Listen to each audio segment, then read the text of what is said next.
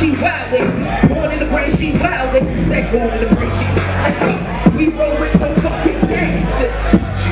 Cocaine and sniffing of my pain, girl. Man, what the fuck these haters in New Vegas? Lindsey Gamble here, HITP Music. We're here at Mass Apparel, and I'm here with Crystal Caines. CC or Crystal Caines. Welcome to Boston. How was the trip up? It was cool. You know, we got pulled over, but you know, we finagled our way out of that one. It wouldn't be an adventure without that happening. Word. For our viewers that might not know who you are, you're here in Boston. You're performing at Latrell's release party tonight. You're from Harlem. Talk a little bit about your background and how it kind of shaped you. You know, growing up in Harlem and as a musician. My background. I was antisocial, more of an introvert as a kid. So when it came down to music, that was like my escape and my way to like be adventurous. I didn't party. You know, Harlem was like known for like the parties and the crews, and I was mostly to myself. So music definitely helped me become a little bit more social because you know I got to do events and all that stuff. So yeah, for sure. Interviews. Yeah, interviews. So you rap, you produce, you engineer, you do a little bit of everything. Right. How do you balance all that out? I just do what's natural to me, you know, like I never went to school for engineering, I just picked it up and I mixed by ear. I was recording myself since I was 16, I'm now 20 people.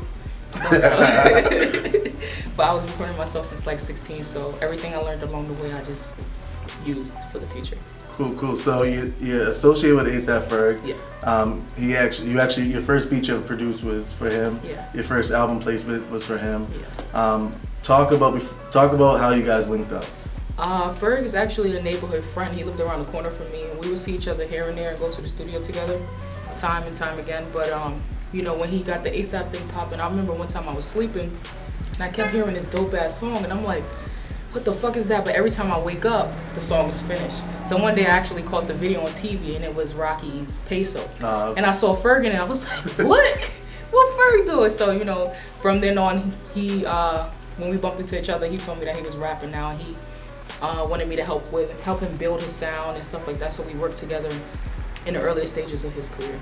And he actually recorded Shaba. Shaba worked. Majority of his album we actually did in my crib. Yeah, and it was like a bullshit mic. So everything to me, like moving forward, is just it's about the ear because you know, Shaba sounds good, and we did it with the $100 mic. Definitely, and the more you know your career progresses, you're gonna get better equipment, better people to work with, and you know resources. Yeah. You also worked with other artists such as Nick Jonas, Smoke DZA, and a couple other people that are different from each other. What's been like? Have you adapted your sound or your particular work to adapting with these people that are kind of really different? Yeah, well, to me, like when I work with other people, I try not to change me, you know? I just bring Crystal Caines to the record, you know, and I feel like I'm versatile enough to do any type of genre. So I don't limit myself when it comes down to that, and I'm always down to try anything. If it sounds good, it sounds good, and then I put it in. Sure. Talk about sound. I read in Complex that Missy Elliot and Eve are a big influence. Yeah. And when you listen to your music, you can definitely tell there's some of that in there. Yeah. But at the same time, you've been able to keep your own, you know, artistic identity. Right. Do you ever feel like you're being inspired and influenced by those particular two? Too much? I don't feel like too much. I just learned something from them. You know, paying attention to their growth as they, you know, progressed as artists. As far as Missy, she just gives me the inspiration to be creative and do whatever I want to do. You know, people are gonna talk about you whether it's good or bad, so I might as well just do whatever I want to do and be comfortable doing it. As far as Eve, I just love. It was something about her when she came out. She's actually the reason why I started rapping. When she came out, I'm like, oh, I could do this too.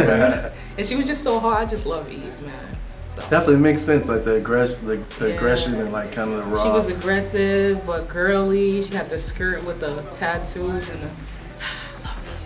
I love Eve. Nice. Yeah. So you put out, I think it was 4 or 5 tracks. I think it was 5 tracks back in February. It wasn't, you know.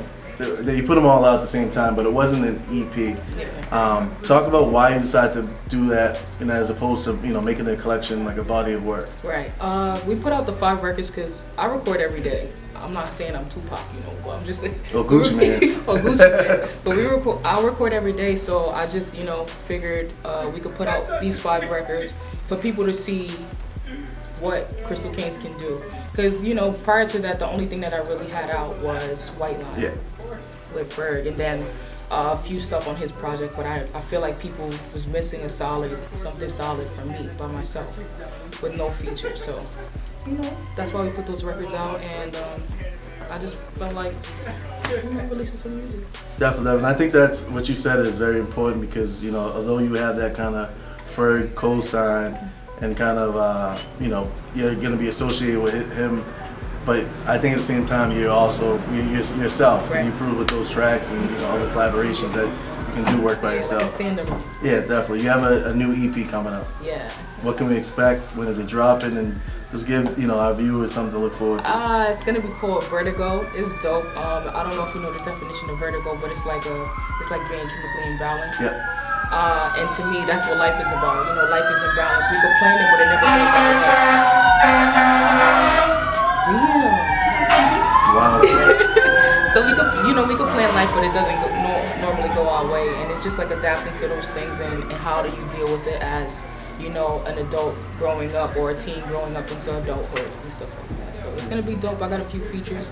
I can't share that right now, but it's gonna be dope. Cool. I'm definitely looking forward to that.